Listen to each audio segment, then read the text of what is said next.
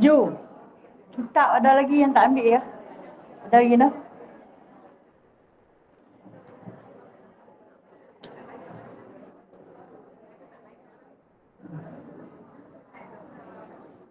إلى حضرة سيدنا وحبيبنا وشفيعنا وزخرنا ومولانا محمد صلى الله عليه وسلم وكافة الأنبياء والأولياء والعلماء والشهداء والصالحين وإلى جميع الأرواح المسلمين والمسلمات وإلى أرواح أبينا وأمنا. الفاتحة. أعوذ بالله من الشيطان الرجيم. بسم الله الرحمن الرحيم. الحمد لله رب العالمين الرحمن الرحيم مالك يوم الدين. إياك نعبد وإياك نستعين. اهدنا الصراط المستقيم صراط الذين أنعمت عليهم غير المغضوب عليهم ولا الضالين.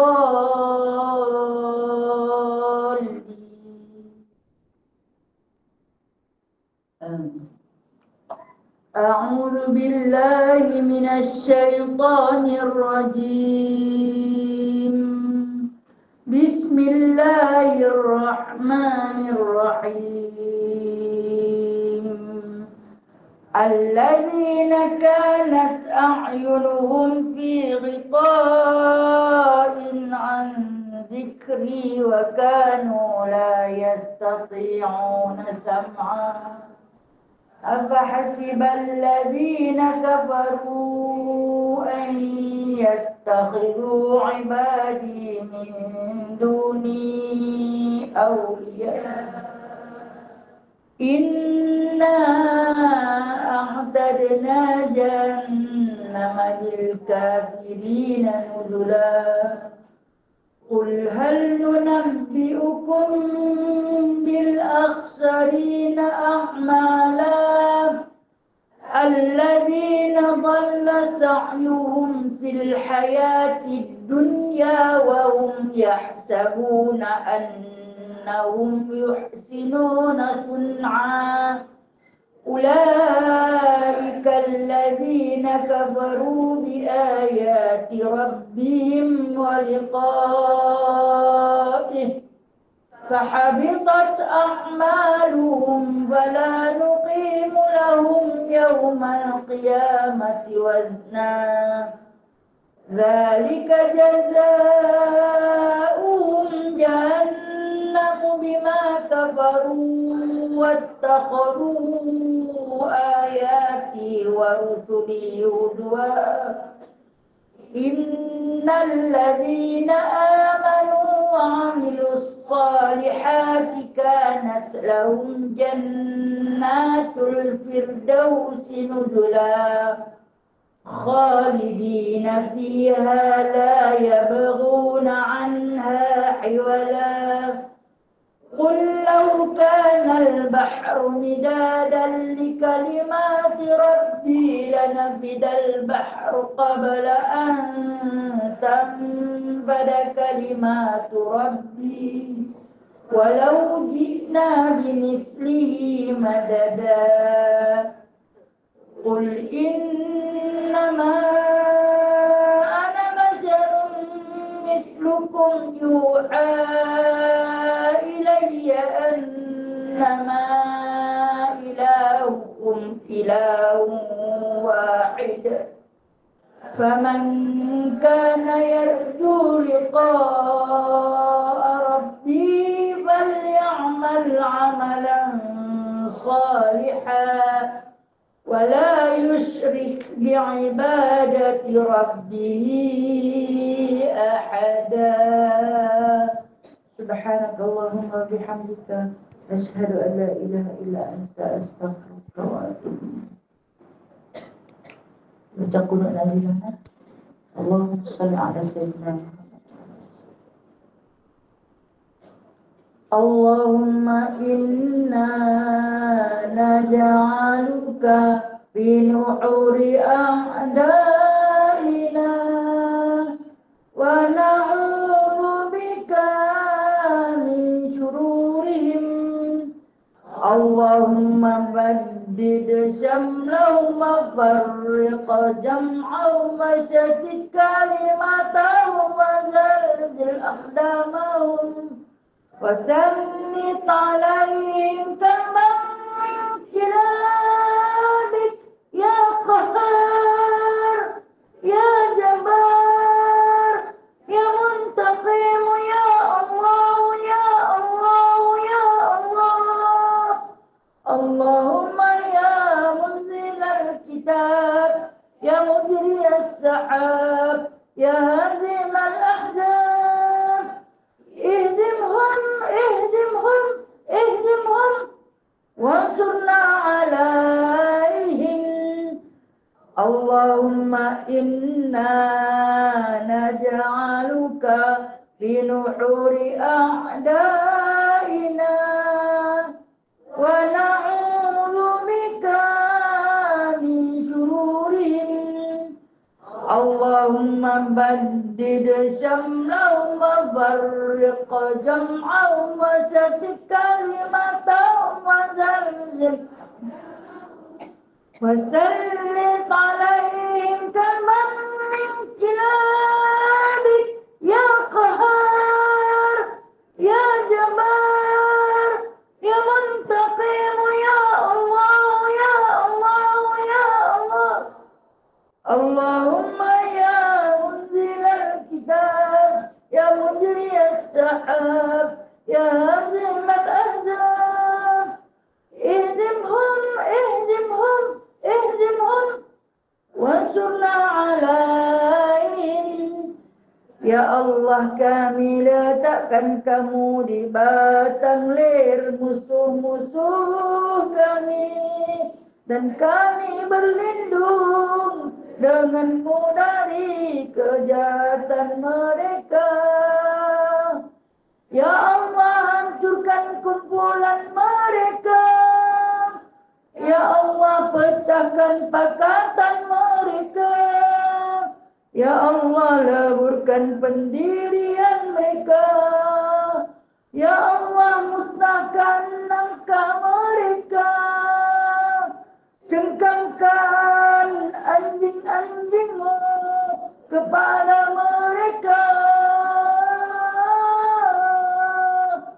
Ya Allah yang Maha memaksa, Ya Allah yang Maha perkasa, Ya Allah yang Maha membalas, Ya Allah, Ya Allah, Ya Allah, yang turunkan kitab, yang gerakkan awan, yang tewaskan tentera azab.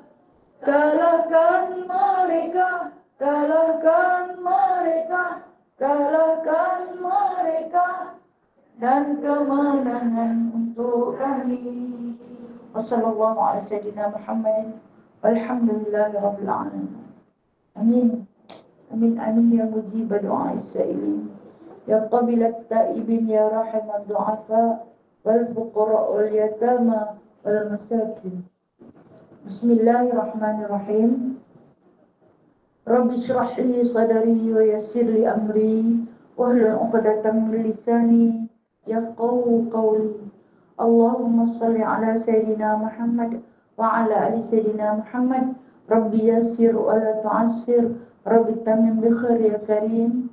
Subhanaka la ilma lana illa ma 'allamtana innaka antal alimul hakim. Innaka antas sami'ul alim. Innaka antat tawwabur rahim. Amma ba'du. Ya ibadallah.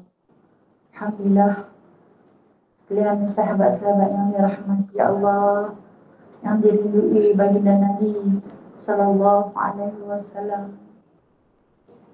Kita syukurkan kehadirat Allah Azza wa Jalla Jalla Jalalah, limpahan rahmat dan nikmat yang tak pernah putus. Pinjaman harta kekayaan Allah kepada kita, kita gunakan setiap saat, setiap detik, setiap masa, setiap hari, setiap waktu atas satu rasa syukur. Alhamdulillah, summa alhamdulillah, summa alhamdulillah. Itulah lafaz yang teragung yang mampu kita balas kepada Allah, walau Allah Ta'ala tak pernah minta dibalas. Tapi sebagai seorang hamba yang bersyukur, itulah lafaz yang mampu kita lafazkan. Dan Alhamdulillah, dengan izin kurnia daripada Allah, jemputan Allah kepada kita pada pagi ini, kita dijemput untuk sama-sama meneruskan perbincangan kita melalui kitab Ummahatul Mukminin.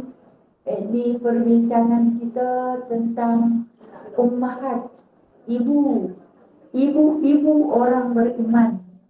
Kita mengaku kita adalah di kalangan hamba Allah yang beriman. Kita di kalangan umat Muhammad sallallahu alaihi wasallam yang beriman, maka kita wajib mengenali ummahat, yakni ibu-ibu kita, yang mana diberi satu gelaran hanya kepada isteri-isteri baginda Nabi sallallahu alaihi wasallam. Mereka diberi gelaran ummahat. Ini wajiblah ke atas kita mentaati mereka seperti mana kita mentaati pada ibu-ibu kita. Maka haram untuk kita mencerca, mencela, bersangka buruk terhadap sifat-sifat mereka, kerana martabat mereka ialah ummahat, yakni ibu.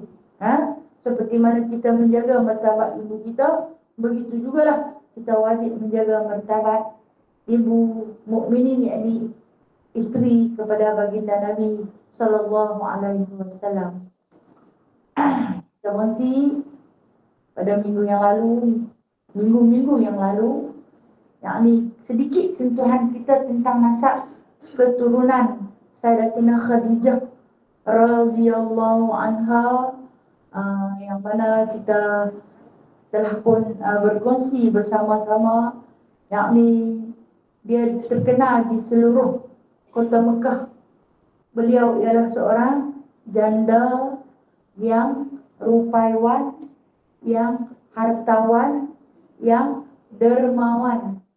Diberi gelaran dengan nama Tahirah, nama kunyah, atau nama kita panggil nama gelaran Khadijah Tahirah, iaitu seorang wanita yang suci, yang mana walaupun dia hidup dalam zaman yang penuh dengan kejahilan, zaman berleluasa perzinaan, zaman berleluasa minuman arak, judi dan segala jenis maksiat telah pun dipromosi pada zaman tersebut. Namun wanita yang bernama Khadijah ini terpelihara daripada segala maksiat tersebut. Bahkan dia juga tidak pernah sesekali menyembah berhala. Dan perkongsian kita sedikit ulangan pada minggu yang lalu, oleh kerana pemerhatian yang begitu teliti daripada ayah dia, yakni Khuwailid, maka dia dikahwinkan dalam usia yang begitu muda agar tidak terjerumus dalam lembah maksiat, yakni ketika berusia 15 tahun, yang mana dia berkahwin pada mulanya dengan seorang lelaki yang bernama nama apa? Atik bin A'id. Atik bin A'id bin Mahlul. Kemudian dikurniakan seorang anak perempuan bernama Hindu. Dan dia meninggal. Meninggal Atik ni seorang kaya, meninggalkan harta kepada Khadijah radhiyallahu anha. Jadi Khadijah yang memang daripada keturunan orang kaya, ayah dia kaya, mak dia kaya. Kemudian berkahwin dengan orang kaya juga. Bila matinya Atik ni, kekayaan itu jatuh kepada Khadijah. Bertambah-tambah lagi kekayaan dia. Kemudian selang beberapa tahun dia berkahwin pula kali kedua dengan seorang lelaki bernama Abu Hala, dan dikurniakan 3 orang cahaya mata lelaki semua. Bila dicampurkan dengan 1 dengan suami pertama dan 3 dengan suami kedua, menjadikan Mak Khadijah mempunyai 4 orang cahaya mata. Dan jodoh tak panjang, Allah mematikan. Allah mematikan suami yang kedua. Bila mana mati suami yang kedua, lalu menjandalah kali kedua. Kan saya kata, suami kedua pun orang kaya, harta banyak, pun tertumpu kepada Sayyidatina Khadijah radhiyallahu anha. Dapat tak dia juga? Jadi kita kata apa? Kekayaan yang berlapis-lapis daripada keturunan ayah dia, kemudian dapat daripada suami dia, kemudian dapat lagi daripada suami yang kedua. Itu yang dikatakan, bancian ketika itu mengatakan 2/3 daripada harta kekayaan Mekah dapat dekat dia. 2/3. Dia memang kaya. Jadi bila dia dapat tahu kata dia kembali menjanda, ramailah yang datang merisik, cuba meminang dia. Yang meminang ni bukan nak yang naik motor kapcai Honda C70 ke, yang nak main di pekak ke, hak naik Proton tak. Yang meminang pun hak yang naik kapal terbang lah. Orang-orang bangsawan, orang-orang hartawan juga baru rasa layak untuk meminang dia. Tapi semua itu ditolak dengan baik oleh Sayyidatina Khadijah radhiyallahu anha. Ditolak dengan baik. Makna dia tak larang, tekat-tekat lu. Minang pun tak payah dah. Ditolak dengan baik. Dia kan seorang wanita yang diasuh dengan penuh beradab. Okey. Ini di antara pendapat khilaf. Okey. Pasal khilaf ini khilaf yang hampir kepada sahih, saya nak cerita. Satu malam dia bermimpi. Dia bermimpi dalam tempoh dia menjanda tu. Dia bermimpi bulan jatuh dalam rumah dia. Bila dia mimpi macam tu, keesokan hari dia bangkit. Dia kata, adakah dia nak terima kekayaan lagi? Dia nak dapat kaya lagi, dapat harta lagi. Kan mimpi bulan jatuh ke riba ni. Siapa pernah mimpi lagi? Hebatlah tu. Kalau kata mimpi bulan ni adalah sesuatu yang begitu berharga yang nak dapat. Dia mimpi bulan bukan jatuh ke riba dia, tapi masuk dalam rumah dia. Dalam mimpi tersebut, bila keesokan paginya, dia jadi satu ingatan yang mengganggu emosi dia. Hari itu dia pun bertanya, dia cuba bertanya kepada pak menakan dia yang ada. Dia tak jumpa lagi dengan Waraqah. Waraqah bin Nawfal. Dia tanya pak menakan. Baik, pak menakan dia ni macam-macam pendapat. Ada yang kata nak dapat harta lagi banyak, kahwin dengan orang kaya, dapat harta lagi banyak. Ada macam-macam pendapat.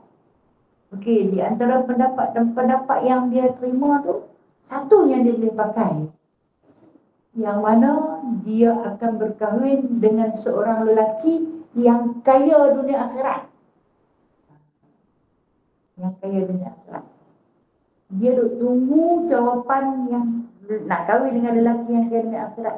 Dalam tempoh penantian, saya cerita, dia meneruskan delegasi perniagaan yang ditinggalkan oleh suami-suami dia tu dengan melantik seorang ketua khadam. Siapa dia?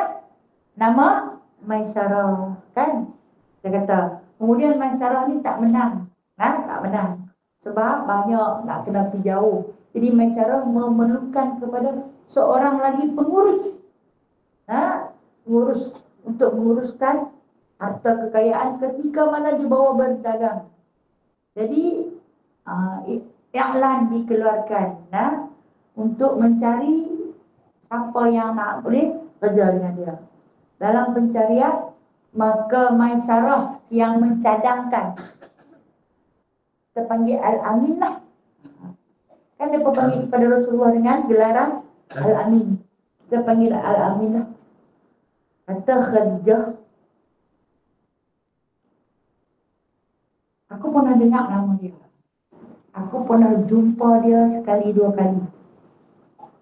Dan terkenal dengan kemasyhuran dan kejujuran. Jadi kalau kata dia betul-betul beliau yang kita lagi baik. Sebutlah.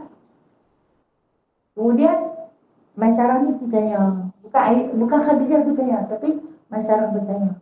Masyarah lelaki nak, bukan perempuan. Dapat dekat orang Melayu, dia pun nama orang Cina. Masyarah. Ha? Kalau orang lelaki nama Masyarah, bagi pendapat masyarakat Melayu pelik lah kan? Ha? Tapi tak apa. Sekadar nama, maka tak mengapa. Lepas tu bila ditanya, dia risik kepada Baginda Sallallahu Alaihi Wasallam, Bang, Baginda Sallallahu Alaihi Wasallam itu berniaga daripada usia 12 tahun kan, dia ikut Abu Talib pergi berniaga kan. Kita kata dia dah ada pengalaman dalam bidang perniagaan. Jadi ringkas cerita, bila diterima pelawaan daripada masyarakat untuk menjadi pengurus besar, bukan kata cukai-cukai penjaga gerai depan tu, pengurus besar. Jadi dia pun terima. Okey, kita kata Khadijah ni dia memang seorang peniaga yang hebat, sebab tu dia boleh kaya. Harta dia tak berkurangan, maka makin bertambah. Bila masuknya Rasulullah dalam dia, Rasulullah ditemani oleh Abu Talib. Abu Talib terkenal sebagai seorang yang pandai berniaga, pandai berdagang. Jadi mula-mula dia tanya kepada Abu Talib, mau ke modal aku nak bagi? Dia nak bagi modal. Tadi dia tanya nak kerja, dia nak bagi modal. Makna dia nak jadi aja, dia nak suruh jadi partner dia. Bukan sekadar kuli. Kata Abu Talib, aku dah tua dan aku nak hantar Muhammad dia perjalanan, nak cerita rekomen daripada Pak Menakan ni. Jadi kalau niaga memang bagus, jujur di dalam perniagaan. Kan hari ni orang cerita niaga Nabi, bagi saja tak dapat untung. Hai, Nabi bukan niaga bagi saja tak dapat untung. Okey, Nabi orang bijak dalam perniagaan, yang jujur di dalam perkataan, jujur di dalam tindakan, jujur di dalam promosi. Dan ketika mana Nabi menerima tawaran Khadijah tu, Khadijah kata dia nak bagi modal, Nabi kata Nabi lebih suka untuk bekerja terlebih dahulu. Dan Khadijah bagi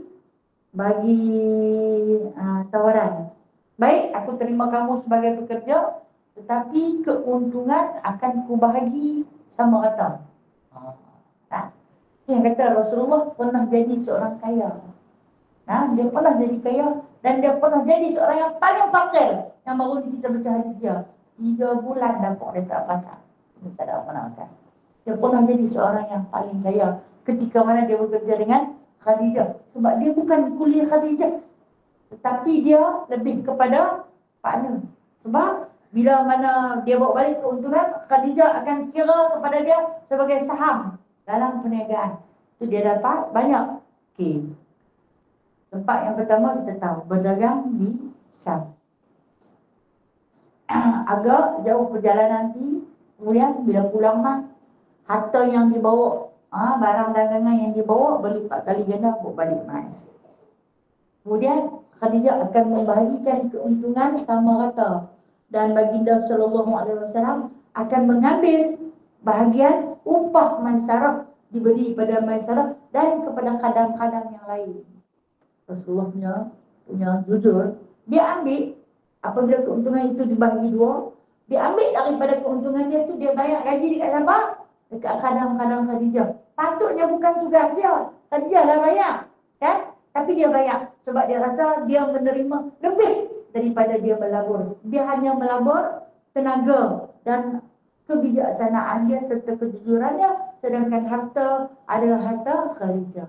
Jadi dia gunakan daripada pembahagian saham kepada dia tu untuk membayar gaji masyarakat dan kadang-kadang yang lain.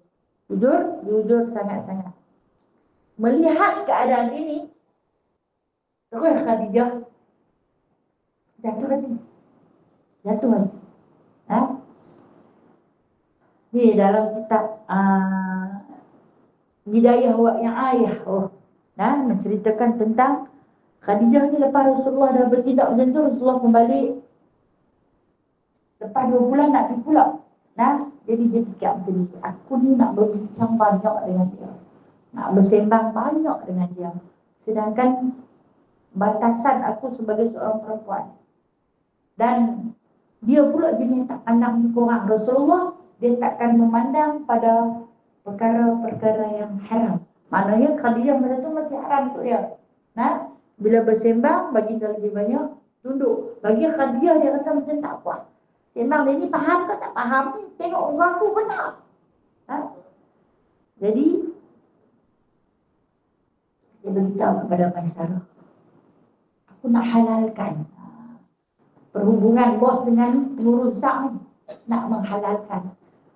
Berkenan sangat di antara sifat yang terdapat pada diri Rasulullah yang terpaut pada hati Sayyidatina Khadijah, yang ni dia kata aku paling tertarik, dia kata kepada Maisarah, kepada akhlaknya yang baik.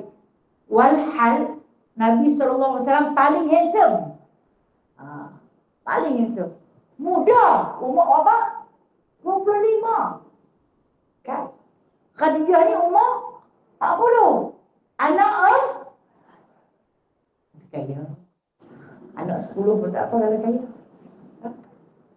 Tapi dia kata macam ni lah, aku paling tertarik pada akhlak dia. Pada akhlak dia. Dia tak nak pada wajah dia. Pada wajah dia. Kita baca dalam Syama'il, mata Nabi je nak. Anak mata dia tu hitam dah. Alis mata dia lentik ke atas. Kening dia tu bagai diukir-ukir. Hidung baginda mancung. Kulit baginda putih kemerah-merahan. Tengkuk baginda jinjang. Subhanallah. Punya cantik. Kalau kata Nabi Allah Yusuf itu, kecantikan dia setengah, tapi kecantikan Rasulullah full. Sebab tu bila dia jumpa dengan Nabi Allah Yusuf, dia kata, bila dia puji Nabi Yusuf, dia kata, kecantikan Yusuf itu adalah setengah daripada kecantikan kau ya Rasulullah. Dia lagi cantik. Okey. Yang kedua, kata Khadijah, aku terpikat kepada pemikiran dia yang cerdas, kebijaksanaan. Yang ketiga, yang mana dia kata kata-kata yang benar, sedia. Dia habaq, dia cerita yang betul. Yang ni barang kemarin, yang ni barang itu hak tak habis. Ni barang kemarin campur dengan hari ni. Ini dah goipi ke rantau. Kan? Tak habis kemarin, hari ni kita semula. Boleh campur, VIP bukan rantau. Tapi baginda benar dalam berkata-kata. Itu di antara perilaku baginda sallallahu alaihi wasallam yang sangat-sangat memikat hati Sayyidatina Khadijah. Dihabaq dekat Maisarah. Kemudian Maisarah berbincang. Dibincang dengan siapa? Bincang dengan sahabat terbaik Sayyidatina Khadijah bernama Nafisah binti Muniyah. Muniyah. Nampak kat orang Melayu dia pemuda. Okey. Nafisah binti Muniyah. Nama Muniyah tu nama lelaki ke? Dia ada kan seorang Nabi yang bernama Maimunah kan? Okay. Kemudian dia beritahu kepada Nafisah binti Muniyah, aku nak menghalalkan perhubungan dengan lelaki yang bernama Al-Amin. Boleh tak tolong pirisik? Jadi Nafisah ni pirisik, merisik. Faham maksudnya merisik? Tanya dulu. Kan? Ada dah ke siapa-siapa punya? Jadi kita tanya kepada siapa? Tanya kepada Abu Talib. Bila bertanya kepada Abu Talib kata nanti nak tanya Rasulullah dulu. Kemudian tanya kepada siapa? Tanya kepada Abbas. Tutup nakan dia lah. Tanya lagi kepada siapa? Tanya kepada Hamzah. Nakan Nabi ya. Jadi Mereka ni suka sangatlah kalau kata Rasulullah setuju untuk berkahwin dengan Khadijah. Tanya kepada Nabi SAW. Dia tanya kepada Nabi SAW. Nabi setuju dengan izin Allah. Nabi setuju. Nabi, tapi bukan dia menerima pinangan, dia menerima risikan. Ini kena faham. Kemudian barulah ketiga-tiga pak nakan tu pi meminang Khadijah. Cerita dia betul. Kan istilah orang Melayu letak apa cantik, pergi cari timba. Mana pergi tu ada jalan cari timba? Apa punya mereka? Sebenarnya lagu ni cerita dia pi merisik. Dia pi merisik bila Rasulullah setuju, Rasulullah tak meminangkan. Tiga-tiga pak nakan tu pi meminang. Dan ringkas cerita, memanglah tak cukup tapak tangan, padang bola dah ada tanda, ada yang orang dah berhadap sangat-sangat kan. Jadi diterima. Lalu tidak diletakkan mahar. Ini mas kahwin tidak diletakkan. Bila balik mahar dekat Rasulullah, mas kahwin tidak diletakkan. Lantas baginda sallallahu alaihi wasallam meletakkan mas kahwinnya. Arab panggil mahar mahar misil, harga diri seorang perempuan.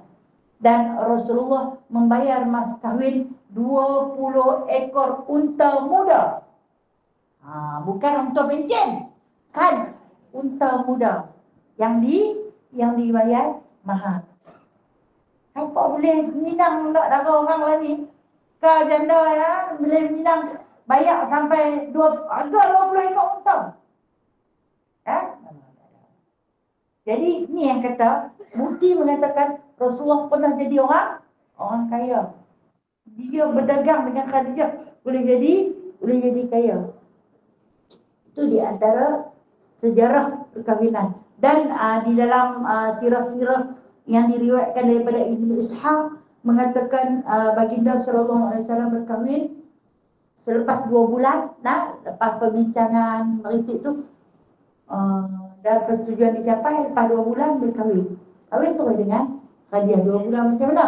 2 bulan balik daripada berdagang pisang tu, kahwin terus.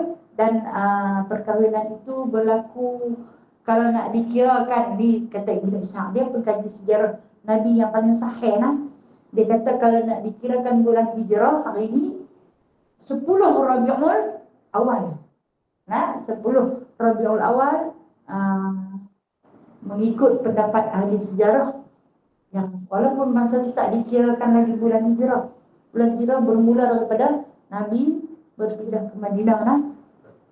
Itu pun kira zaman Sayyidina Umar Al-Khattab. Kemudian kalau nak dikira dengan kejatuhan, pakar-pakar sejarah mengatakan berlaku pada 10 Rabiul Awal. Wallahu a'lam. Allah sahaja yang mengetahui secara tepat. Habis. Selesai. Nabi hidup alhamdulillah. Satu suasana yang cukup bahagia bila dia hidup dengan Sayyidatina Khadijah. Membawa barang dagangan yang banyak, pergi berdagang, balik mail dapat lagi banyak, kan?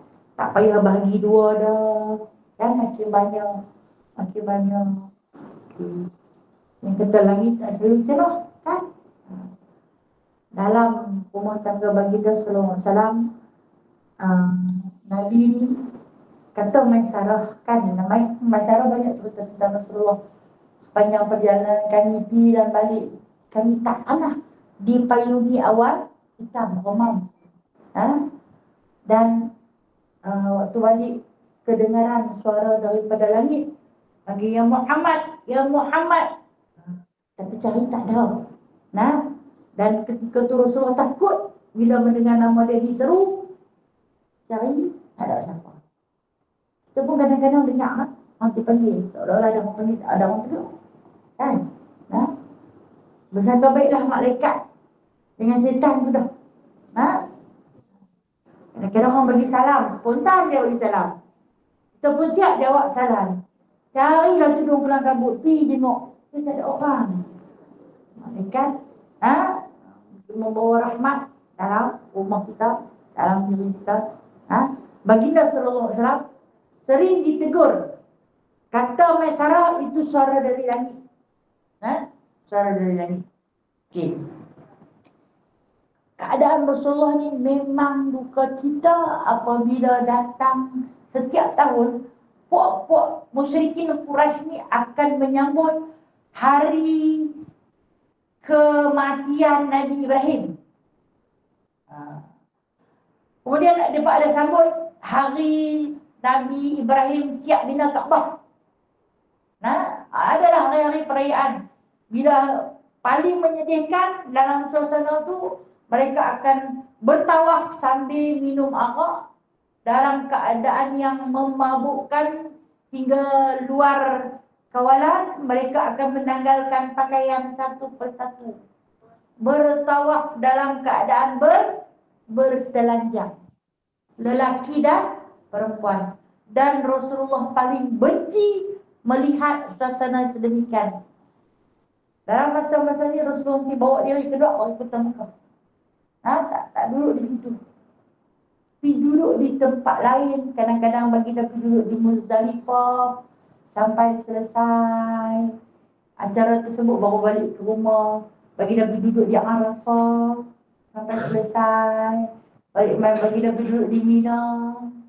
Sebab apa? Sebab itu adalah pernah berlaku sejarah manasik haji Nabi Allah Ibrahim alaihissalam di Arafah, di Muzdalifah, di Mina. Nabi bawa dia ke situ. Dan akhirnya baginda minta izin daripada Khadijah yang ketika itu sedang hamil. Untuk ke mana? Untuk berkhalwah, bersunyi-sunyian. Tak boleh tengok suasana yang cukup maksiat ini. Dia naik ke Jabal Nur, Gua Hira. Naik ke Jabal Nur. Kenapa? Banyak bukit yang ada. Jabal Sur pun ada, tapi tak naik. Banyak bukit yang ada. Kenapa Jabal Nur yang dipilih? Dalam sejarah Ibn Ishaq mengatakan sebenarnya dia naik dah bukit lain, tapi dia tak nampak Kaabah. Yang dia sampailah dia naik kepada Jabal Nur. Dia masuk dalam Gua Hira tu. Daripada Gua Hira tu ada satu pandangan yang terus nampak Kaabah. Sebab tu dia pilih Gua Hira. Kenapa dia pilih? Hikmah kenapa baginda sallallahu alaihi wasallam pilih?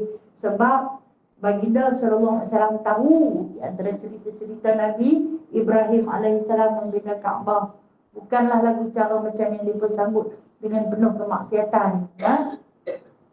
Jadi baginda pun di antara yang pernah bertawaf.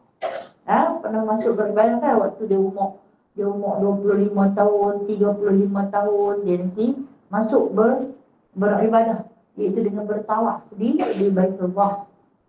Dalam tempoh ini dia kata bila mana baginda merindui Baitullah, dia nanti mangkit berdiri, dia nampaklah Baitullah macam ada satu lubang yang mana terus menerus kepada Baitullah. Itu yang dipilih tu. Dalam tempoh ni lah, kata Khadijah, kadang-kadang tunggu Nabi sampai 3-4 hari tak balik ke rumah. Khadijah akan bawa bekal makanan, panjat gunung Jabal Nur, tinggi,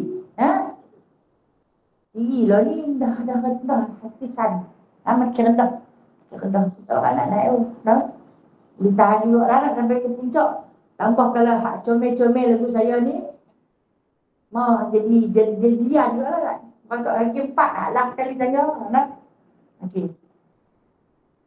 Lepas tu Khadijah ni dalam keadaan mengandung. Di dalam sejarah mengatakan waktu ni umur dia 55 tahun. Kan Nabi umur 40, dia umur 55. Kan dia usia dia lebih daripada Rasulullah 15 tahun. Kita 55 tahun time pencen lah ni, bukan dia naik bukit. Dia hantar pula bekalan kepada suami dia. Hantar bekalan kepada suami dia. Kalau kita biar dia punya pasal lah. Apa suami duduk tang tu? Aku mengandung kot. Kan? Subhanallah. nak jadi ummahatul mukminin nak. Jadi dia hantar naik makanan kan.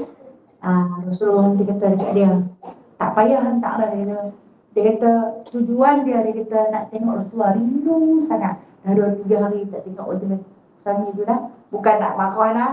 Ni awak tak balik ni? Balik lambat pun bising. Ada apa? Kan?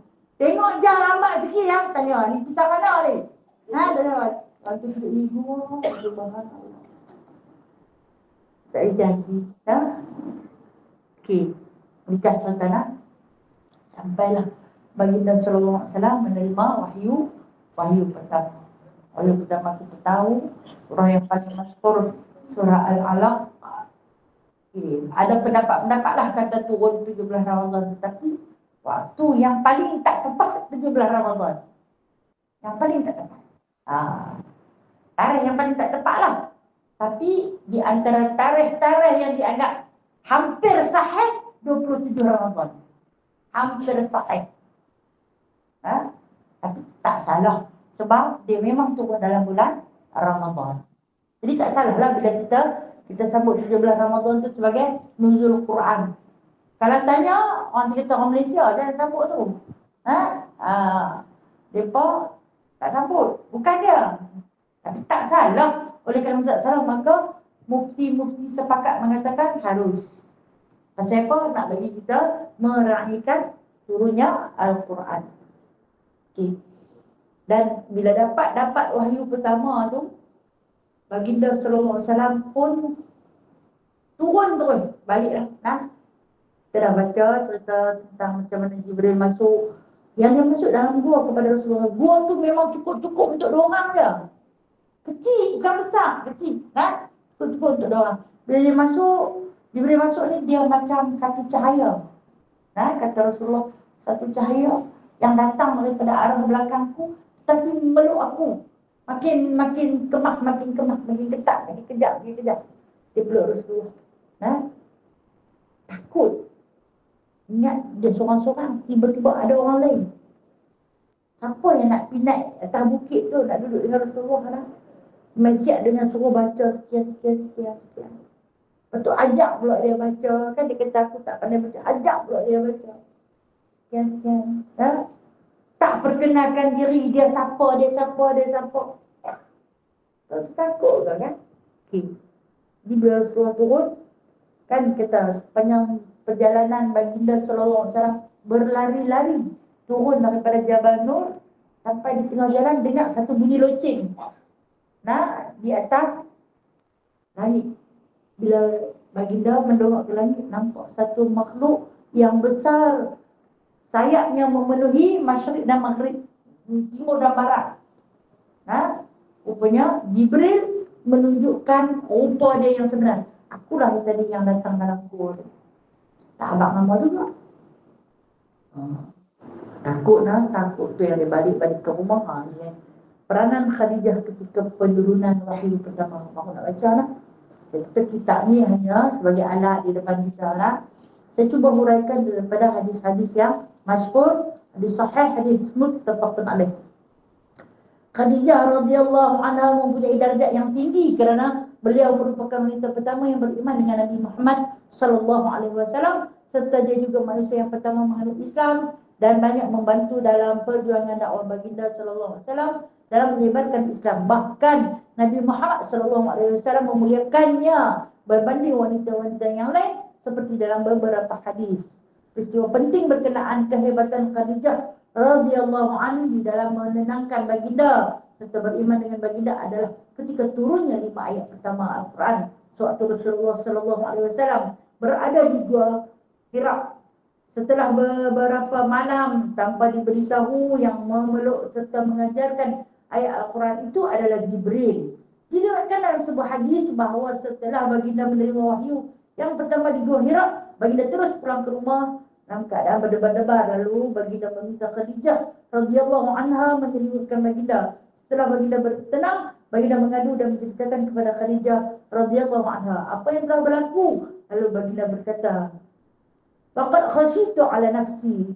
Saya takut terhadap diriku sendiri. Kemudian Khadijah radhiyallahu anha memberi respon, dengan berkata, kalla wallahi ma yuhzika Allah abada innaka latasilur rahim wa tahmilul kal wa taksibul ma'lum wa taqrid dhaif wa tu'inu ala nawaibil haqq. Tidak demi Allah, Allah sesekali tidak akan menghinakan kanda.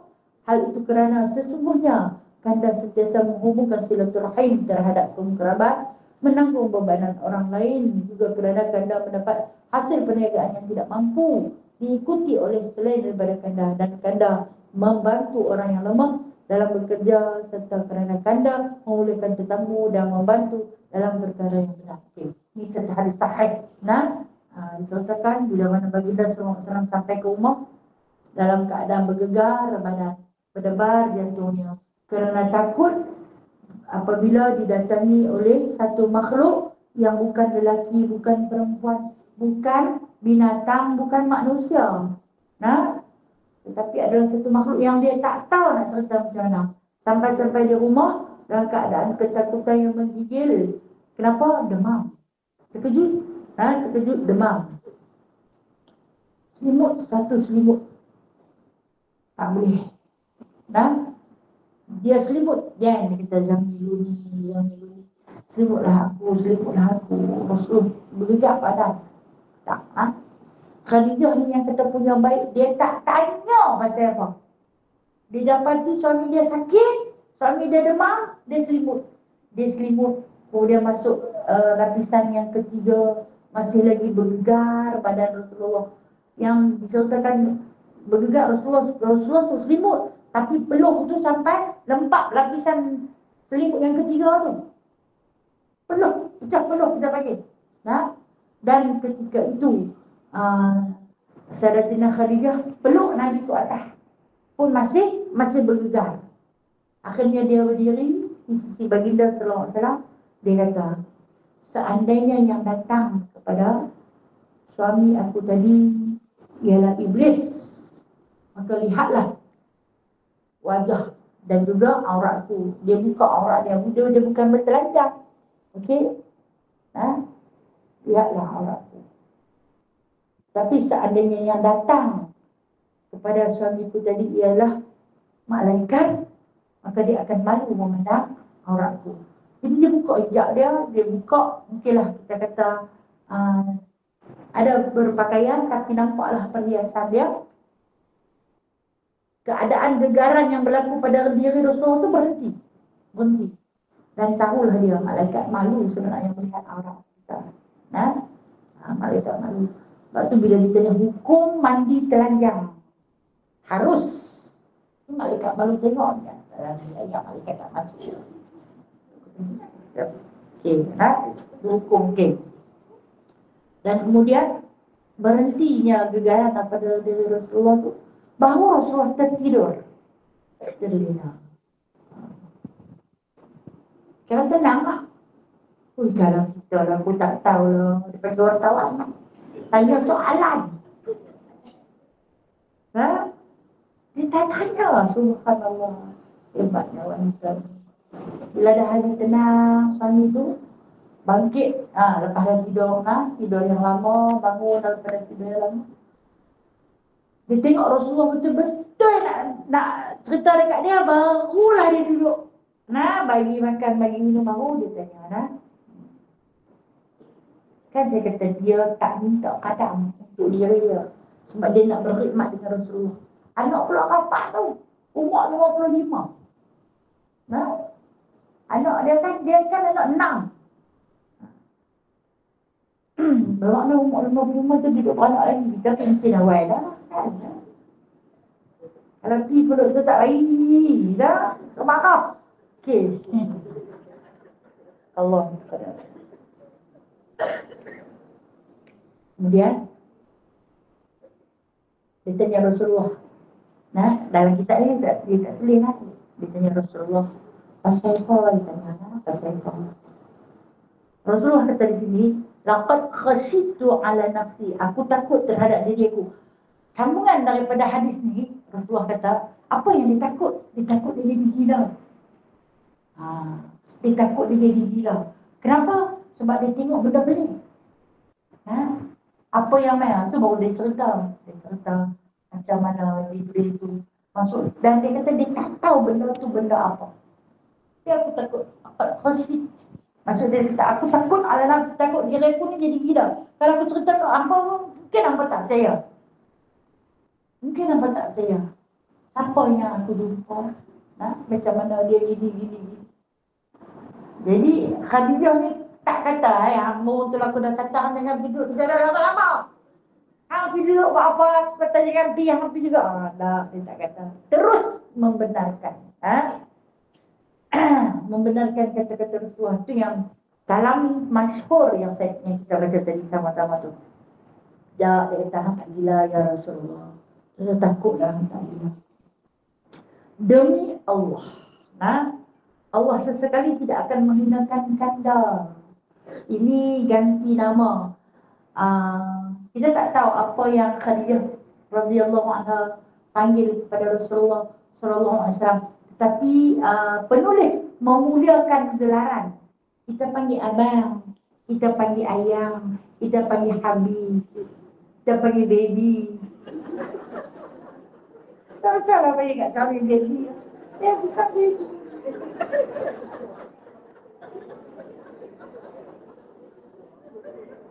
Allah. Jadi kemuliaan panggilan seorang isteri kepada suami dia panggil kanda. Dia sebut sini dah, sebut sini. Jadi kalau ada orang kata, siapa kata Khadijah panggil kanda? Memang tak ada satu hadis yang mendatangkan panggilan tersebut, tapi kita muliakan, kita muliakan. Jadi maka disebutlah di sini, dia kata Allah sesekali tidak menghinakan kanda. Sebab beberapa hal yang mana dia kata kerana sesungguhnya kanda adalah seorang yang suka menghubungkan silaturahim. Itu pertama. Sifat Rasulullah suka menghubungkan silaturahim. Tidak pernah memutuskan silaturahim. Walau macam mana yang orang lakukan kepada baginda sallallahu alaihi wasallam, tidak pernah sesekali baginda marah.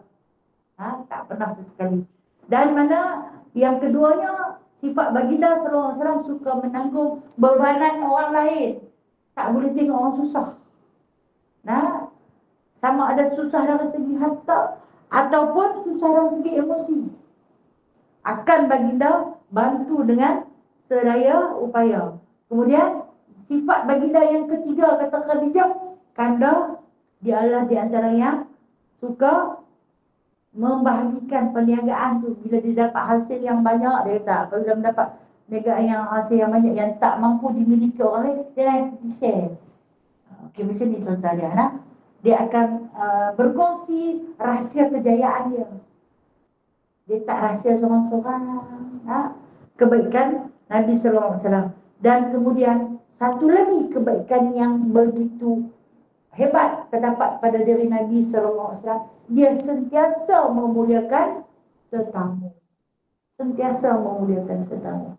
Yang mana kata Khadijah radhiyallahu anha, mana mungkin Allah menzalimi kamu? Kerana sesungguhnya yang datang kepada kamu itu adalah satu kebaikan. Pujuk hati si suami, menenangkan hati si suami ketika mana gundah gulana. Satu peranan yang patut ada di dalam diri setiap isteri yang beriman. Kita bukan ummahatul mukminin, tapi kita zaujah isteri kepada orang-orang yang beriman. Yang wajib ada dalam diri kita itu menenangkan. Yang mana dia kata berdasarkan hadis di atas terdapat berbagai tafsiran oleh para ulama berkenaan dengan ketakutan yang dinyatakan oleh baginda. Ibnu Hajar rahimahullah ta'ala dalam kitabnya Fathul Bar menyebutkan bahawa terdapat 12 pandangan ulama. Banyak selisihan ulama menyatakan tafsiran ketakutan baginda. Contoh, siapa yang ditakut sangat? Itu semua khilaf ulama. Antaranya ialah takut kerana tidak dapat melihat malaikat, takut menjadi gila kerana nampak perkara yang pelik, takut mati kerana terlalu takut, dan bermacam-macam lagi tafsiran. Itu semua terdapat di dalam kitab Fathul Bar karangan Ibnu Hajar rahimahullah ta'ala. Apatah lagi Gua Hira itu agak tinggi dan sempit, dan secara tiba-tiba Satu makhluk yang tidak pernah dilihat menjelma di hadapan baginda dan menyuruh baginda membaca. Sedangkan baginda tidak tahu membaca. Maka adalah logik bagi Nabi SAW yang merupakan manusia akan merasa pelik dan ketakutan apabila berada dalam situasi ini. Patutlah dia takut. Kalau kita takut nak duduk dalam rumah seorang-seorang, dengar bunyi tikus dalam lari pun takut. Kan? Kadang-kadang ada dalam sini duduk lari ke, takut. Dalam seorang. Seorang-seorang ni yang tak dengar pun dia boleh dengar tak? Lagi dengar macam orang buka pintu.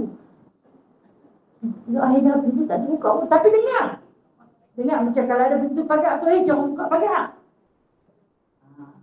Kan? Yang duk tadi buka lampu, buka radio tu, itu kan Malaysia lah. Itu jin. Ajalah dia gelap sangat kot dia buka lampu. Okay. Jika dilihat kepada perwatakan Khadijah radhiyallahu anha dan menenangkan Rasulullah sallallahu alaihi wasallam serta keyakinan beliau kepada Allah Taala membuktikan bahawa beliau merupakan isteri yang sangat luar biasa. Itu saya kata, dia sangat luar biasa. Dia tak tanya masa awal-awal, dia tak tanya. Dia tunggu sampai Rasulullah cerita. Bila Rasulullah cerita dekat dia tu, dia tak gemtak. Hantu tu, jin tu, dia tak kata.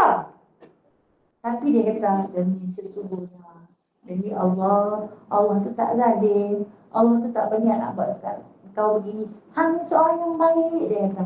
Kanda seorang yang baik, kanda menghubungkan silaturahim, kanda sentiasa membantu orang yang lemah, kanda sentiasa menyantuni tetamu. Itu di antara pujukan demi pujukan. Satu ketenangan yang dicampakkan ke dalam hati Nabi SAW, memberi satu kekuatan untuk baginda SAW bangun. Bangun. Kan dia di antara yang disebut Al-Mudassir, Al-Muzammil. Kan yang duduk dalam selimut. Kemudian memberi satu kekuatan untuk baginda SAW bangun, keluar menyambung kembali tugasannya yang bakal baginda terima. Itu kata dia adalah seorang isteri yang sangat luar biasa dan baik, berbeza dengan orang isteri yang lebih suka bertindak secara sinis kepada suami. Jika si suami tersebut terasa seperti ingin jatuh sakit dan demam atau dalam berbagai situasi lain dan yang para isteri kurang gemar menyokong atau membantu seikhlas mungkin suami mereka yang mungkin dalam kesusahan. Tambahan pula jika si suami baru saja balik dari gua setelah bersendirian di sana. Tak sama macam isteri lain. Kalau isteri lain suami dia jatuh sakit, aku dah kata.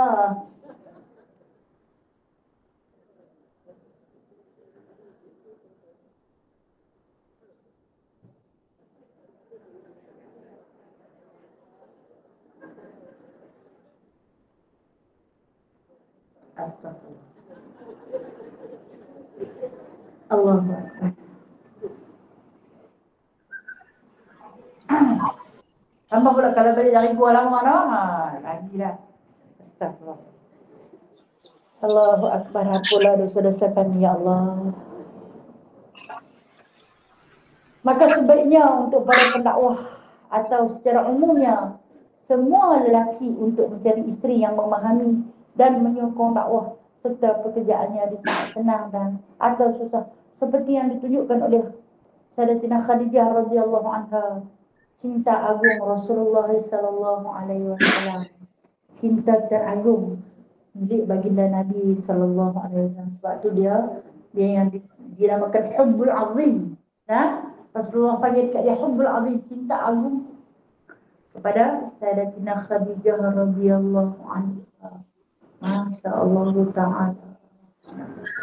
Sakit dia ubati, susah dia tenangkan. Hebatnya. Kemudian bila didapatinya Sayyidatina Khadijah radhiyallahu anha mendapati baginda sallallahu alaihi wasallam kembali tenang, boleh bergerak, boleh bangkit. Selain itu Khadijah bukan sekadar memujuk dan menenangkan Rasulullah sallallahu alaihi wasallam, bahkan cuba menyelesaikan masalah baginda dengan membawa baginda untuk berjumpa seseorang yang tepat untuk berkongsi cerita itu, iaitu Waraqah bin Naufal. Bila dah yang miskin masalah, Kalau miskin lah, seminit dua boleh lah, halal lah. Bila dah Rasulullah SAW kembali tenang, dia ajak Rasulullah kan Rasulullah cerita dekat dia keadaan macam mana. Dia kata kepada Rasulullah, jom kita berjumpa dengan seseorang. Orang ni yang boleh bagi jawapan yang tepat. Apa yang sedang berlaku kepada engkau? Orang ni yang boleh bagi jawapan yang tepat. Jadi dia bawa Rasulullah SAW bertemu dengan seorang lelaki tua bernama Waraqah bin Naufal. Waraqah bin Naufal ini ialah sepupu dia. Waraqah bin Naufal ini adalah sepupu kepada Sayyidatina Khadijah. Sepupu kepada Sayyidatina Khadijah. Waraqah bin Naufal bin Asad bin Abdul Uzza. Sepupu kepada Sayyidatina Khadijah. Baik, siapa dia? Kita cerita dulu siapa dia Waraqah bin Naufal sebelum kita tengok pendapat dia. Waraqah bin Naufal ni dia adalah seorang pendeta. Bila sebut pendeta, siapa yang ikut kuliah saya hari-hari akan dapat tangkap terus. Bila nama pendeta ni, dia adalah orang yang alim kitab. Alim kitab. Dan Waraqah bin Naufal ialah seorang yang alim kitab Injil. Alim kitab Injil. Yakni daripada Nasrani, agama Nasrani yang dibawa oleh Nabi Isa alaihi salam. Jadi Waraqah bin Naufal ini berpegang daripada ajaran Nabi Ibrahim alaihi salam. Dia berpegang dengan ajaran Nabi Ibrahim alaihi salam. Yang mana dia kata Waraqah ni dia seorang lelaki yang bijak, yang cerdik. Ketika mana menerima agama, tak dia terima ajaran itu bulat-bulat, tetapi diselidiki terlebih dahulu. Orang pandai dia cari, ni tak betul ni tak sahih, yang ni tak boleh pakai ni. Jadi dia pergi cari di satu tempat yang dikatakan dia mengembara mencari kebenaran. Sampailah dia bertemu dengan seorang lelaki yang menghafaz kitab Injil asli, membaca kepada dia catat semula Injil asli yang belum dicampur aduk.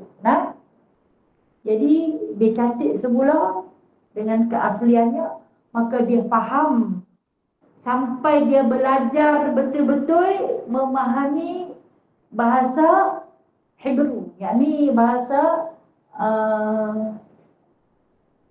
Ibrani, bahasa Ibrani. Dia belajar Hebrew ni Ibrani. Dia belajar sungguh-sungguh sampai dia faham bahasa Ibrani, bahasa Nasrani ni. Dan kemudian dia mencatat dalam bahasa tersebut dan dia menukarkan alih bahasa dalam bahasa Arab. Pandai dia. Pandai. Dan dia mengajak beberapa orang sahabat dia, di antaranya Ubaidillah bin Jahsy, Uthman bin Zaid, yang sama-sama untuk menghafaz. Ada yang berkatakan Uthman bin Jurais. Kemudian Zaid bin Amir, ini sahabat yang untuk sama-sama menghafaz kitab Injil asli. Jadi maka oleh kena melihat keadaan kemungkaran sifat perbuatan perilaku musyrikin Quraisy yang semakin melampau dalam menyambut hari-hari kebesaran, mereka tinggal kota Mekah. Tak boleh duduk. Bukan macam ni Nabi Ibrahim ajak kita. Dia tak ajak kita bertawaf sedemikian. Dia tak suruh kita letak patung-patung berhala di atas Kaabah. Nabi Ibrahim tak pernah ajak macam ni. Jadi keempat-empat saudara ni meninggalkan kota Mekah lalu pergi ke Syria. Itu pengembaraan mencari hidayah. Kemudian bila dapat kitab Injil yang asli, menulis semula, yang menulis ialah Waraqah bin Naufal yang menulis. Dan termasyhur dalam kitab Injil menceritakan tentang kelahiran seorang Nabi akhir zaman yang sendiri diakui oleh Nabi Isa alaihi salam. Akan datang min Mahdi, dia kata, sesudah aku ni akan datang seorang lagi Nabi, dia kata, penutup bagi segala Nabi, ismuhu Ahmad, yang nama dia ialah Ahmad, membawa berita gembira dan berita menakutkan. Gembira untuk syurga, menakutkan untuk neraka. Dan berimanlah kamu, barang siapa yang beriman dengannya, maka orang itu akan selamat di akhirat nanti. Jadi Waraqah bersama dengan 3 orang sahabat dia yang saya sebut tadi menanti kehadiran. Ni bila mana Sayyidatina Khadijah radhiyallahu anha bawa Rasulullah sallallahu alaihi wasallam pergi berjumpa dengan dia. Dia kata Waraqah bin Nawfal ni dah tua, 80 lebih umur dia. Dah 80 lebih penantian dia. Dia dah buta. Dia dah buta. Jadi maknanya dia tak dapat tengok wajah Rasulullah, tapi dia raba dengan tangan dia muka Rasulullah, nak mengecam, nak membenarkan apa yang terkandung di dalam kitab Injil tentang sifat Nabi sallallahu alaihi wasallam, yang mana disebutnya ya'rifunahu kama ya'rifu abna'ahu. Depa ni orang-orang ahli kitab ni, pendeta-pendeta ni kenal Rasulullah macam depa kenal anak-anak depa. Pasal apa? Diceritakan dengan begitu detail, cukup terperinci diceritakan fizikal Rasulullah sallallahu alaihi wasallam. Sebab tu dia gambar pada wajah baginda sallallahu alaihi wasallam. Okey, kalau kita baca di sini dah, Waraqah bin Nawfal merupakan seorang Arab jahiliyah yang memeluk agama Nasrani. Masa ni agama Nasrani, agama tauhid, itu agama yang paling hampir dengan kebenaran pada waktu itu, kerana ia asalnya dibawa oleh Nabi Isa alaihi salam yang dilahirkan sekitar 600 tahun sebelum itu, yakni sebelum kenabian baginda sallallahu alaihi wasallam, sebelum tahun kerasulan 600 tahun. Jadi jarak antara Rasulullah dengan Nabi Isa alaihi salam hampir 600 tahun. Berdasarkan kitab suci iaitu Injil. Namun ajaran agama ini diubah dan diseleweng oleh penganutnya. Beritalah yang jahat, ahli-ahli kitab tu. Dahulunya apabila Waraqah melihat orang Arab jahiliyah yang berada dalam keadaan syirik kerana tidak serupa seperti mana ajaran yang dibawa oleh Nabi Ibrahim AS, maka dia tidak puas hati, pergi mencari agama yang hampir benar serta menjumpai agama yang dibawa oleh Nabi Isa AS yang belum diubah oleh penganutnya, iaitu beliau menganutinya. Dia terus ikut agama tu, tak banyak cerita nak. Maka kita dapat teliti yang Waraqah ini seorang yang cerdik, yang mempunyai kemampuan akal yang baik kerana dapat membezakan antara yang hak dan yang batil, dan tentang kesesatan yang berlaku di dalam masyarakatnya. Seringkali dilihat manusia sentiasa terikut dengan keadaan sekeliling, tetapi hal ini tidak berlaku kepada Waraqah seperti yang dinyatakan. Oleh sebab itu dia pergi ke Syam dan menjumpai kitab-kitab yang dibawa oleh para nabi terdahulu. Kehebatan Waraqah ini sehingga kan dia boleh berbahasa Ibrani, Hebrew, mampu membaca kitab Taurat dan Injil. Pakej dia dapat. Dia menyalin semula Injil dan kemudian dia dapat mendalami kitab Taurat. Itu kelebihan yang terdapat kepada Waraqah bin Nawfal, anugerah Allah Ta'ala. Sebab tu disuruh kita ni carilah ilmu, tuntutlah ilmu. Kalau tak ada di sini, mungkin ada di sana. Jangan duk tunggu di rumah semata-mata. Tunggu tak apalah. Esok ni dia retilah. Esok mati kan dia nak tanya habis ngaji di mana. Kan? Dia tanya marah buka saja. Pasal itulah marah buka tu pun tak boleh jawab. Kita kena bermusafir. Bermusafir. Cari ilmu Allah Ta'ala. Ilmu Allah Ta'ala itu maha luas. Kita kutip lah. Mungkin yang dapat kat kita bukan satu. Tempiah-tempiah. Tak banyak. Sikit sahaja. Tapi atas usaha kita, insya-Allah membuahkan satu hasil yang lumayan yang dijanjikan oleh Allah Azza wa Jalla. Jadi kita berhenti dulu untuk ini. Minggu depan tak ada di sini dah. Minggu lagi sekali insya-Allah. Sambungan dia dan sewaktu Nabi Muhammad sallallahu alaihi wasallam dan Khadijah radhiyallahu anha berjumpa dengan Waraqah. Ketemu kat tu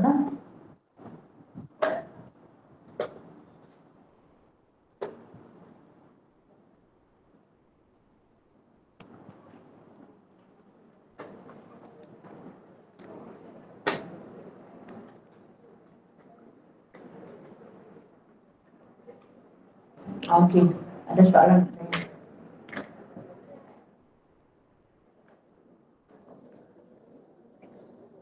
Assalamualaikum Ustazah.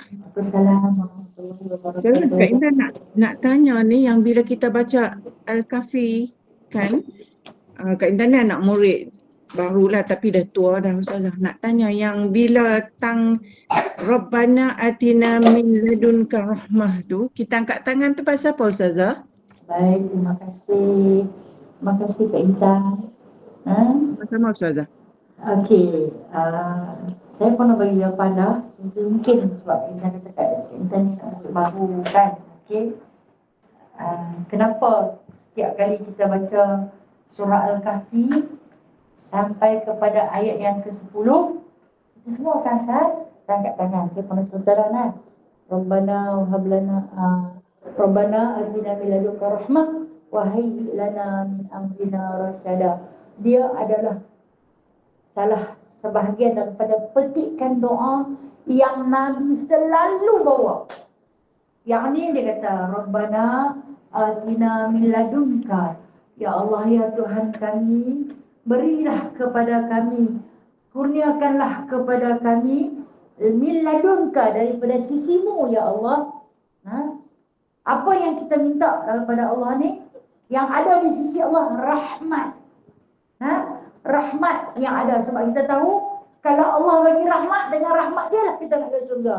Kalau Allah bagi rahmat kepada kita, dengan rahmat dia lah kita hidup di dunia. Dan anda kita mendapat rahmat Allah, dengan rahmat dia lah kita akan ke barzakh. Segala-galanya kita hidup memang bergantung dengan rahmat Allah. Yang ni Rasulullah tak pernah tinggal doa ni. Rahmah. Wahayyi lana.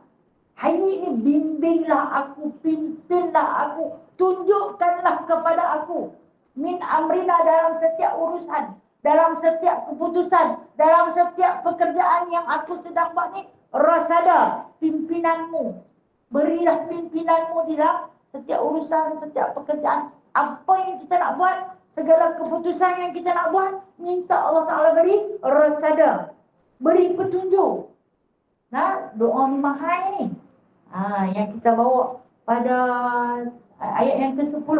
Bila sampai situ, kita tumpang berdoa, mengambil berkat petikan ayat Al-Quran daripada surah Al-Kahfi ayat yang ke-10. Rabbana atina min ladunka rahmah wa hayyi lana min amrina rasada. Ya Allah, ya Tuhan kami, berikanlah kepada kami yang berada di sisimu rahmat. Rahmat tu luas. Kan Allah Ta'ala itu ada rahmat paling luas. Yang kita pakai share sama sikit. Kita minta sangat-sangat. Kemudian wahayyi lana, bimbinglah kami. Bimbing ni setiap helaan nafas kita sejuk, kita lepas, kita nak Allah sentiasa ada. Di dalam setiap dengupan jantung kita nak Allah sentiasa ada. Wahayyi lana min amrina rasyada. Bimbinglah kami, pimpinlah kami, memberi kami satu petunjuk di dalam setiap urusan kami. Besar tu doa tu lah. Alhamdulillah. Terima kasih Kak Intan. Sama-sama Ustazah. Terima kasih Ustazah. Sama-sama, terima kasih. Okey, soalan seterusnya.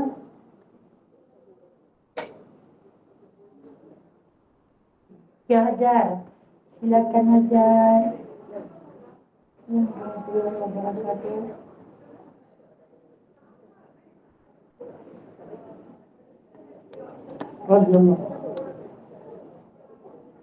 Ya, seorang janda, hartawan, rupawan, dermawan, jelitawan, kan? Jelitawan, rupawan, jelitawan. Masya Allah.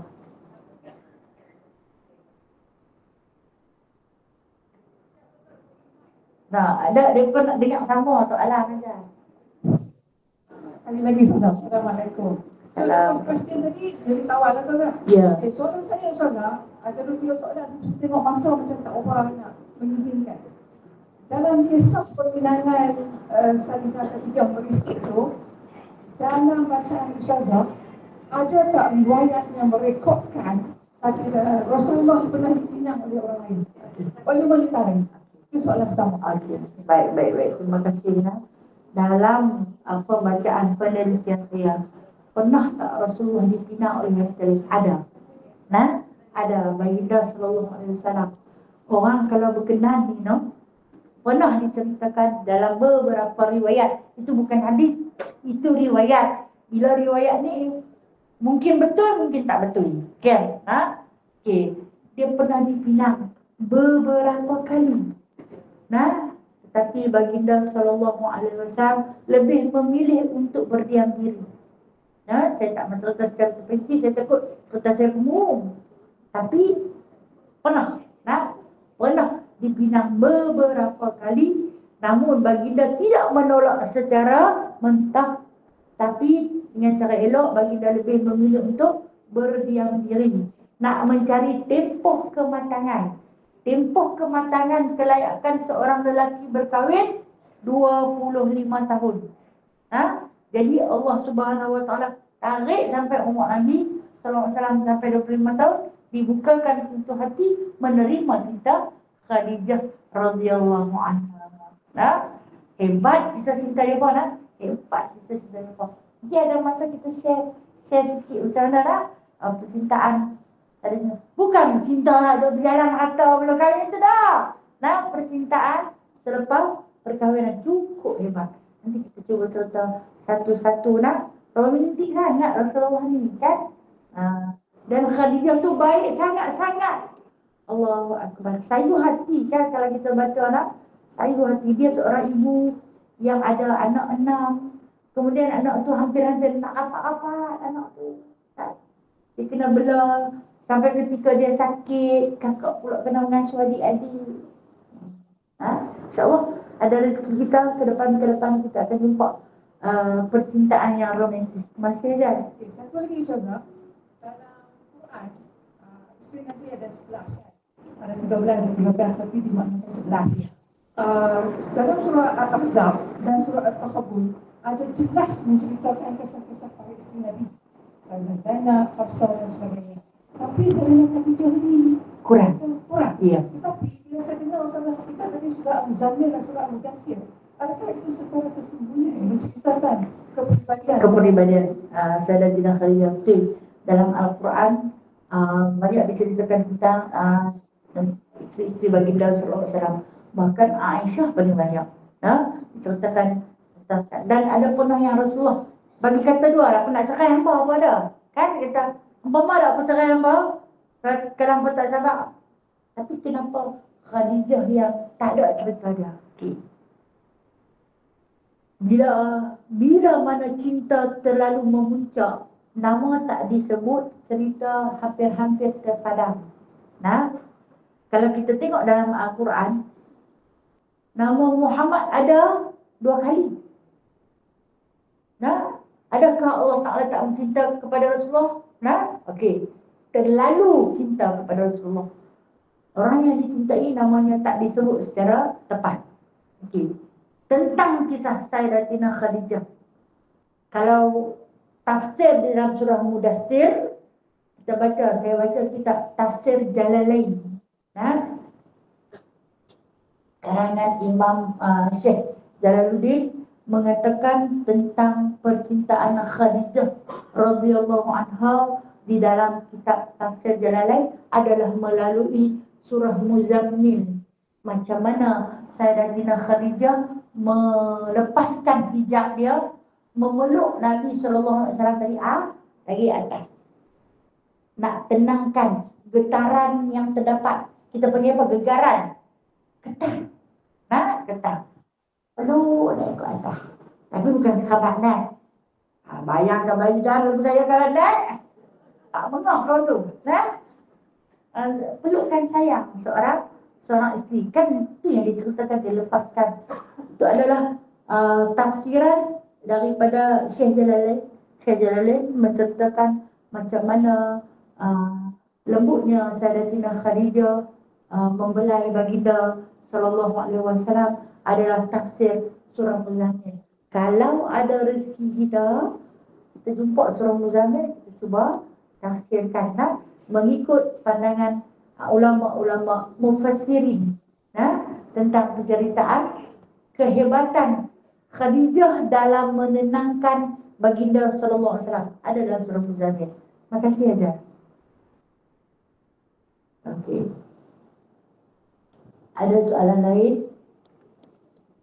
Apalah tak tanya tentang Ummahatul Mukminin pun tak apa. Ya. Sudah satu lagi. Ya boleh, insya-Allah boleh. Tak apa. Nak tanya lama macam ni.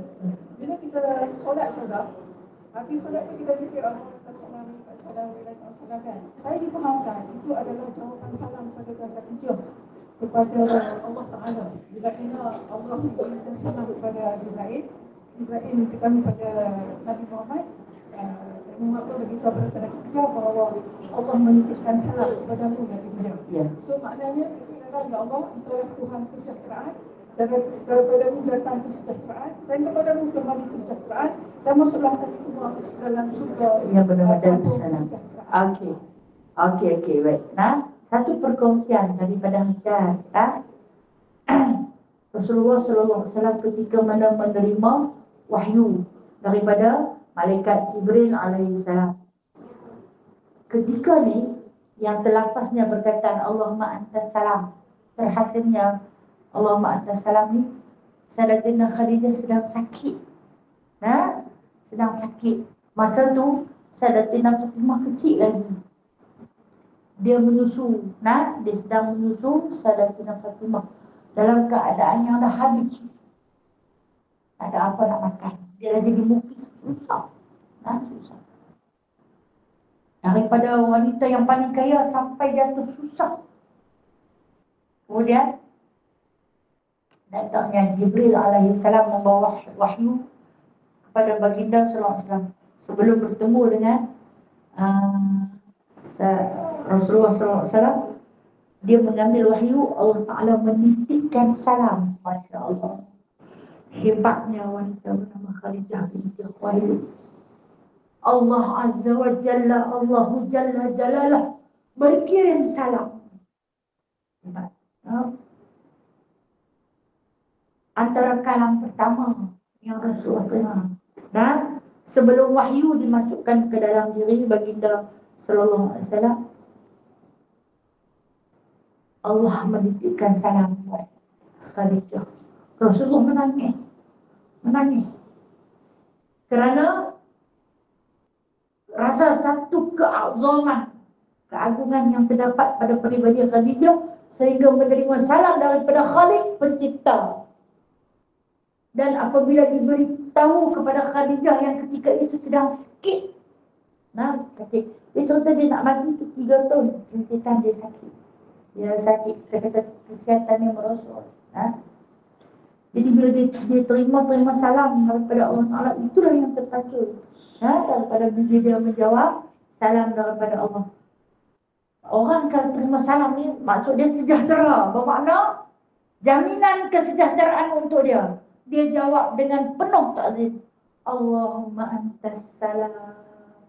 Ya Allah, daripada engkau lah segala jenis kesejahteraan. Wa minkas salam. Engkau lah yang sejahtera. Daripada engkau lah yang sejahtera. Dan kepada engkau lah kembalinya segala kesejahteraan. Dan masukkanlah kami ke dalam surgamu yang bernama Darussalam. Itu adalah satu lafaz puji, jawab salam dan doa. Ada 3. Lafaz puji pada Allah, lafaz jawab salam dan lafaz doa minta dimasukkan ke dalam surga yang bernama Darussalam.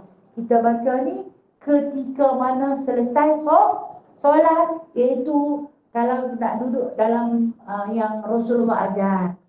Rasulullah ajar. Yang ini selepas kita membaca Allahumma ajirna minan nar yang 7 kali itu. Kan? Kita akan ikuti dengan Allahumma antas salam. Okey, selepas daripada tu Sayyidatina Aisyah mengambil kalimah Allahumma antas salam ini pada bacaannya sujud yang terakhir setiap kali solat subuh.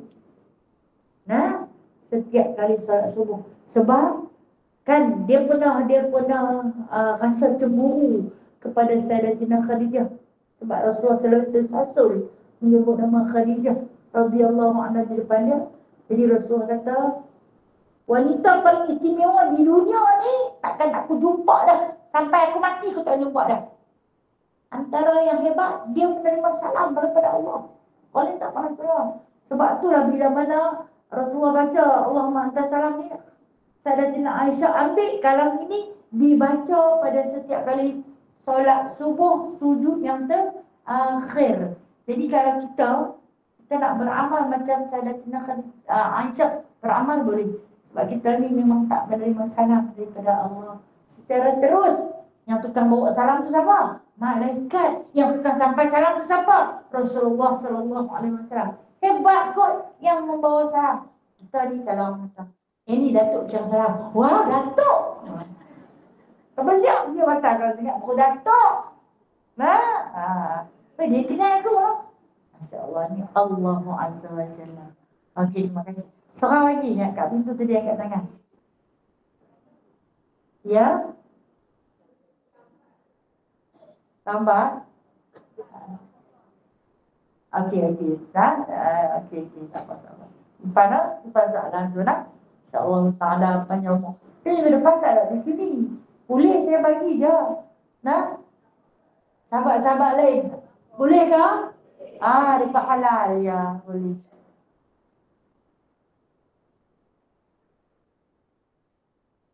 Okey.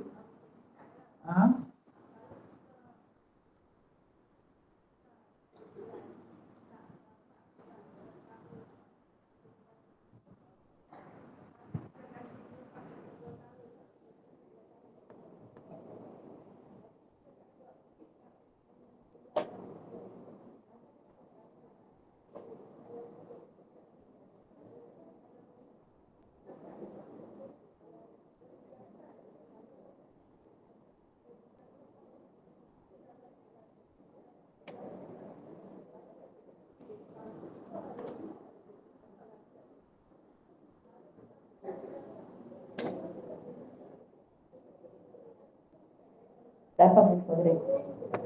Ya.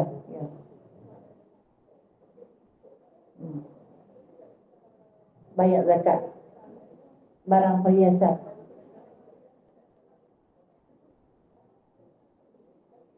Okey, baik. Pertama tentang soalan iaitu berkenaan dengan fidyah. Fidyah. Saya kata selagi kita tak bayar puasa, maka fidyah sunat bila bertemu dengan Ramadan. Masuk Ramadan, dia nak jumpa tu. Dia takkan terhenti setakat tu. Tapi kita dah tak ada duit. Bila kita tak ada duit, kita bayar puasa. Untuk nak menghentikan fidyah tu daripada berganda. Jadi puasa ni kan kita ada tempoh. Kita ada 365 hari. 355 hari. Jadi dalam tempoh sebelum sampai Ramadan tu, kita cuba bayar. Bila kita bayar, maka cupak tu takkan naik dah. Terhenti cupak tersebut apabila kita membayar puasa. Sementara nak sampai sebab kita tahu kita tak cukup, kita tak berkemampuan nak bayar begitu banyak harga fidyah, maka puasa yang tak payah. Itu tindakan yang kita ambil. Sebab kita berhutang dengan Allah. Secara bulanan pun tak mampu, secara tahunan pun tak mampu. Apa yang mampu? Berpuasa lah. Kalau puasa pun tak mampu, sakit. Puasa pun tak mampu oleh kerana sakit, maka ketika ni kena kira betul-betul bayar sekadar termampu. Banyak wajib bayar dulu. Bila dia naik ke depan, dia akan naik lagi. Jadi kenapa Allah Ta'ala penat harga cupak tersebut? Dengan sebab Allah Ta'ala nak suruh kita cepat-cepat menyegerakan hutang dengan Allah. Dibimbangi kita mati tak sampai ke depan. Okey, pada soalan kedua berkenaan dengan zakat barang perhiasan. Saya nak tengok pandangan ulama. Pandangan ulama mengatakan zakat ni barang perhiasan, ada setengah ulama kata kalau hak yang duk pakai tu tak payah bayar. Kalau hak yang duk simpan saja kena bayar. Itu juga diterima. Pendapat Imam Syafi'i juga. Pada pendapat yang kedua, yang dikatakan emas ni pakai ke tak pakai ke kena bayar. Campur kedua-duanya itu, timbang, kira sama ada yang pakai ataupun yang disimpan, dicampurkan kedua-duanya, lalu dikira kalau sampai 86 gram, maka wajib keluar zakat. Syiasat 1 gram berapa lagi? Apa yang rajin dia? Apa? 400 lebih no? Darab dengan 80. Baru ya, baru wajib no? Banyak juga lah tu kan? Ya. Apa dia? Harga zakat tak sama. Tak sama. Okey. Kalau tak mau menimbulkan syubhat, kita sama ikut hak yang kena bayar tu. Dia kan ikut hak yang dipakai ni. Zakat dia tak sama dengan mak yang disimpan. Tapi menghilangkan khilaf, kita bagi sama.